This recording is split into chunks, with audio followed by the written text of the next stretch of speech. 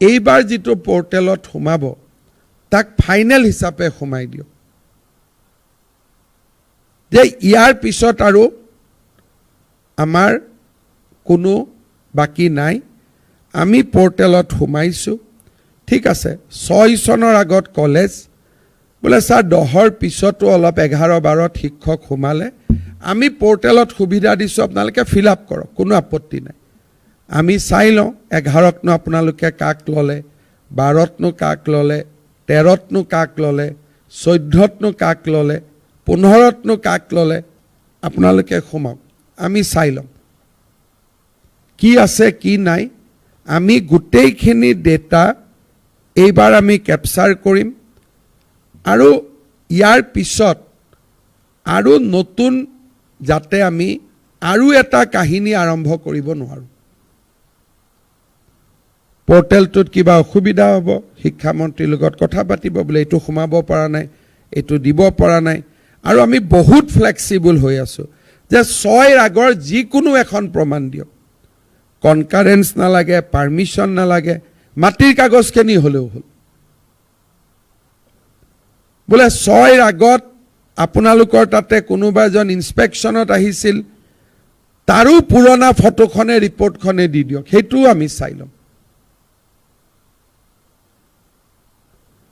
ইমানখিনি ফ্লেক্সিবল কোনো হ'ব নোৱাৰে আমি এক্সট্ৰিম ফ্লেক্সিবল হৈছো যে আপোনালোকে 6ৰ আগৰ প্ৰমাণ দিয়ক কিন্তু স্যাৰ 7ত হৈছিল 8ত হৈছিল সেই কথাটো নহব 6ৰ আগৰ যিকোনো প্ৰমাণ দিয়ক আৰু 10ৰ পিছতো যদি কোনোবা শিক্ষক কৰ্মচাৰী অধ্যাপক অধ্যাপিকা আপোনালোকে নিযুক্তি কৰিছে আপোনালোকে এপ্লাই কৰক তেওঁলোকৰ আমি মেট্ৰিকৰ সাৰ্টিফিকেট তেওঁলোকৰ আমি ডিগ্ৰী সাৰ্টিফিকেট বা তেওঁলোকৰ ব্যাকগ্ৰাউণ্ডটো আমি নিজৰ মতে আমি চেক কৰি ল'ব পাৰি যে আসলতে তেওঁলোক 11 12 13ত আহিছে নে আজি প্ৰাদেশিকৰণ হ'ব বুলি এবছৰ আগতে আমি সমুৱাই লৈছো জেনুইন মানুহখিনি বিপদ হ'ব নালাগে কিন্তু জেনুইন মানুহখিনিৰ নামত ইনজেনুইন মানুহখিনি সোমাব নালাগে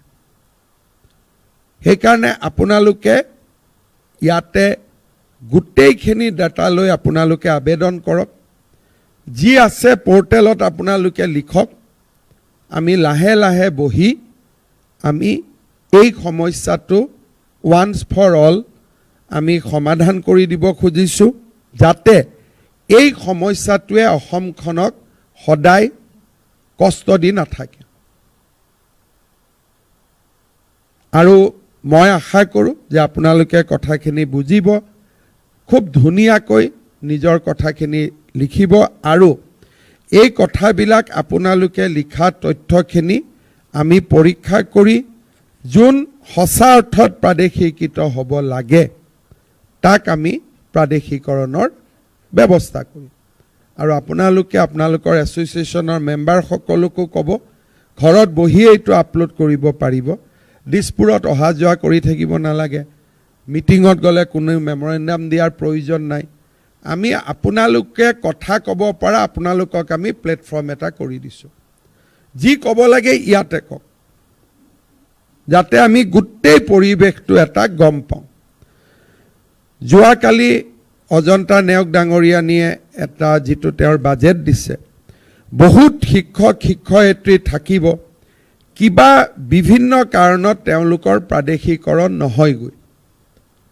হয় সাৰ্টিফিকেট নাই কোৱালিফিকেশন নাই ষ্টুডেন্ট নাই বিভিন্ন কাৰণে তেওঁলোক কেতিয়াও নাহিবগৈ আমি তেওঁলোকৰ কাৰণেও এবাৰ এটা নতুন স্কিম আনিছো নামটো দিছো গুৰু দক্ষিণা আমি তেওঁলোকক এটা ফাইনেন্সিয়াল প্যাকেজ দিম বলে তেওঁ আসিলে কিন্তু তেওঁৰ কোনো কাগজ নাই কোনো প্ৰকাৰে তেওঁ আইনত সোমাব নোৱাৰে তেওঁলোককো আমি এবাৰ ফাইনেন্সিয়াল সাপোৰ্ট এটা দি আমি তেওঁলোককো আমি ৰাস্তা এটা উলিয়াই দিব খুজিছো যে আপোনালোকে আৰ্থিক অনুদান এটা লওক আৰু আপোনালোকে নিজৰ জীৱনটো নতুনকৈ আৰম্ভ কৰক যি কোনো প্ৰকাৰে আইনৰ ভিতৰত নাহে ৰিলেক্সেশন দিলেও নাহে বলে 11 দিলো নাহে 12 দিলো নাহে 13 দিলো নাহে 14 দিলো নাহে বোলে তেওঁলোকক থাৰ্ড পোষ্ট, বোলে ঠিক আছে থাৰ্ড পোষ্ট দিলোঁ, ফ'ৰ্থ দিলোঁ,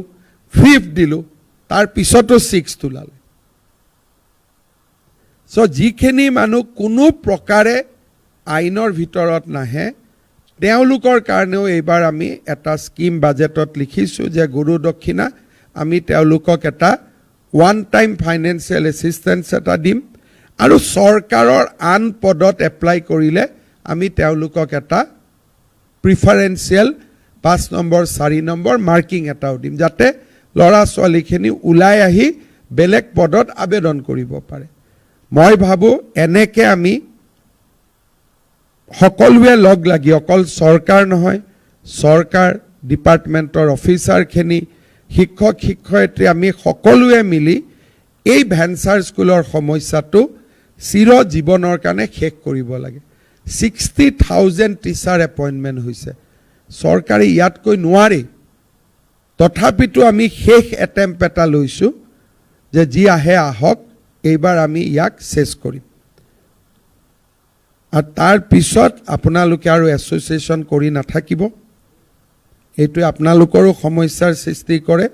এইবাৰ এছ'চিয়েশ্যন, প্ৰাদেশিকৰণ, ভেঞ্চাৰ এই গোটেই শব্দকেইটা আমি বাদ দিব লাগিব যে আৰু এইকেইটা শব্দ অসমত নাই, যি আছে এইবাৰে আমি চেছ কৰিম।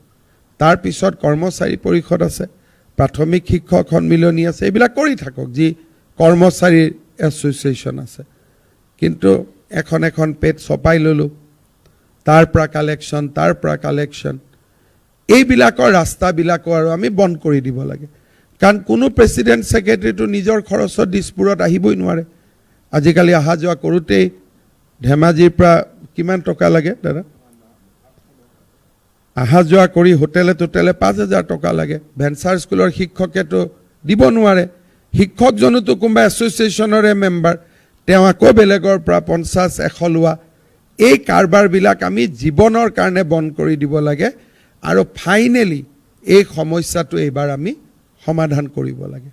মই ভাবোঁ যে আপোনালোকে কথাখিনি বুজি পাইছে আৰু পলিটিক্সৰ পৰা দূৰত থাকি কৰক। ছাৰ ইলেকশ্যনৰ আগতে কৰক, অমুক আগত কৰক। কোনো ৰাজনীতি কৰা মানুহক ইলেকশ্যনৰ আগত কৰা শব্দটো নক'ব কোনো ক্ষেত্ৰতে, তেতিয়া মানুহজনে ৰাতি গৈ ভাবে তাৰমানে মই এবাৰ ইলেকশ্যনত হাৰিম। হয়নে নহয় কথাটো? পুতেক এটা যদি বাপেকৰ তাত গৈ বাবা তই মৰাৰ আগতে উইলখন লিখি দে, বাপেকজনে কি ভাবিব যে ই বেটাই মোক মৰাৰ কাৰণে ৰখি আছে। আপোনালোকৰো কিছুমানে যেতিয়া মোক লগ কৰে তেতিয়া মই মাজে মাজে ৰাতি আহি চিন্তা কৰোঁ হাৰিমে নেকি ইলেকশ্যনটো। গতিকে এই শব্দবিলাক আছিল 11 চনৰ শব্দ। এই শব্দবিলাক আছিল এসময়ত, তেতিয়া ময়ো হাঁহিছিলোঁ। সেইবিলাক আছিল 11-12 চনৰ শব্দ। মাজে মাজে ৰনোজ দাই মোক এইবিলাক শব্দ কম বুলি, এতিয়া শব্দ চলিয়ে আছে নেকি এতিয়াও? এইবিলাক শব্দটো আৰু 2025ৰ শব্দ নহয়। গতিকে একদম এই পৰ্টেলটোৰ সুবিধা লৈ এইবাৰ একদম সমাধান কৰক। যাৰ চাকৰি হ'ব চাকৰি, যাৰ চাকৰি নহয় তাক এটা ফাইনেন্সিয়েল এছিষ্টেঞ্চ দি আমি সদায়ৰ কাৰণে ইছ্যুটো শেষ কৰিব লাগে।